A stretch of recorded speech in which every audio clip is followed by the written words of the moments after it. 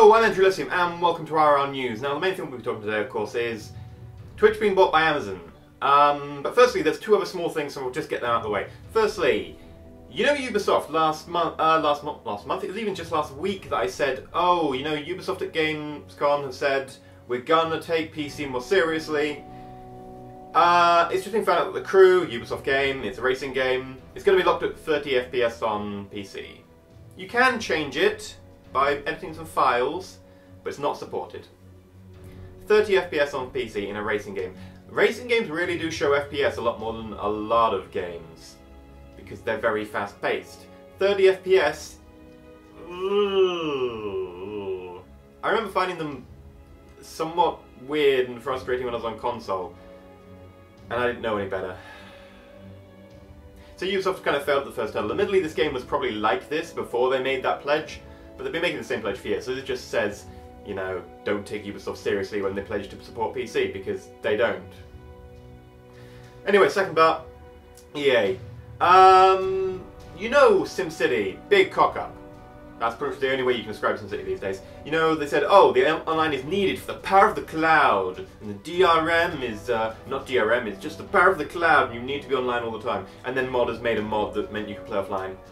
And then EA eventually made an update to the game which meant you could play offline. And they also said, oh, it's impossible to have bigger lots, because people are like, well, we want, you know, cities, not neighbourhoods. We would like cities like we had in SimCity 1, 2, 3 and 4. And EA were like, no, it's impossible to have a bigger city.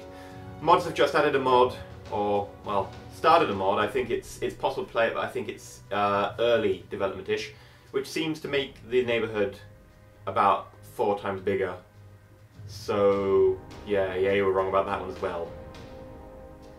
Well, we didn't really expect much else. They were always bullshitting. But anyway, finally on Twitch.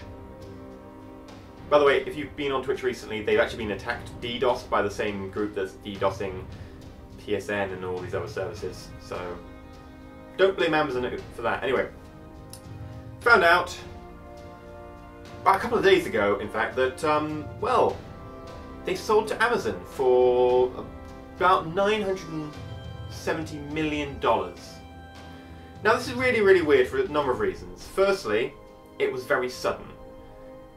Or at least that we know. Secondly, we were kind of expecting Google to buy them. There's a lot of rumours about Google buying them. A lot of apparently good rumours about Google buying them. And in the report thing, press briefing, whatever, community thing that the Twitch CEO put up, he said, oh, we went with Amazon because da-da-da-da-da. It's like, if they say they went with Amazon, that sounds like they had other choices. So I'm probably going to lean on the side of they did have an offer from Google as well, and Amazon just picked them to it. Now, Amazon actually said, so Twitch actually said, in addition, we went with them because allowing Twitch more independence, really. That's the main thing. And it sounds like maybe that both Google and Twitch were offering, Google and Amazon were offering to buy Twitch, and they went with Amazon because Google wanted to integrate it more or something, or Twitch offered them more independence. That's vaguely reading between the lines there and assuming that there were two deals. That seems to be what they went with. That's a lot of money, but then again, they are paying for an installed user base, a leading brand in that growing portion of the market, and of course Amazon can use it several ways. Now, for a start, you know, you've got Twitch, like, subscriptions, or Twitch Turbo, where you don't get ads and so on. It's possible that Amazon might integrate that into Amazon Prime or whatever, because, you know, you've got the whole instant video in that, so they might chuck that in. There's a possibility. It's people have been banding around. I don't know if it's going to happen, but it's one possibility.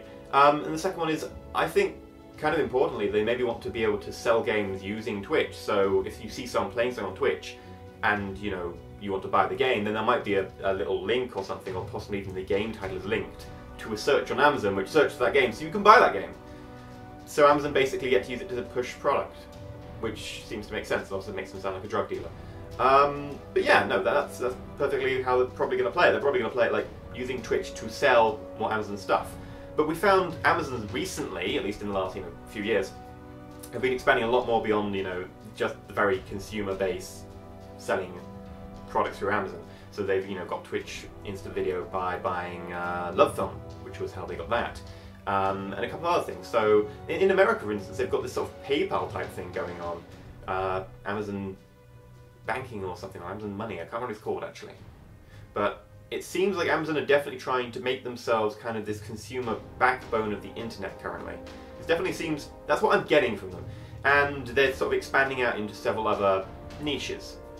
And I'm thinking that maybe their acquisition of Twitch is just another one of these experiments in going into a niche. Now for 1 billion, it's not really just an experiment, it's probably something they thought very long and hard about. But it seems to make sense. They can use it to push product, and it's a growing market with an installed user base. Now, what does it mean for us as people who use Twitch? I don't know! I really don't. I've been thinking about this for 2 days. I still don't know what it means. What I suspect it means is that Amazon's very good hosting services, because, you know, Amazon are fairly well known for having a great service on hosting websites and so on, might be used. I'd like to see them use the Amazon backend for that. The Amazon system is pretty robust and has a good reputation. But other than that,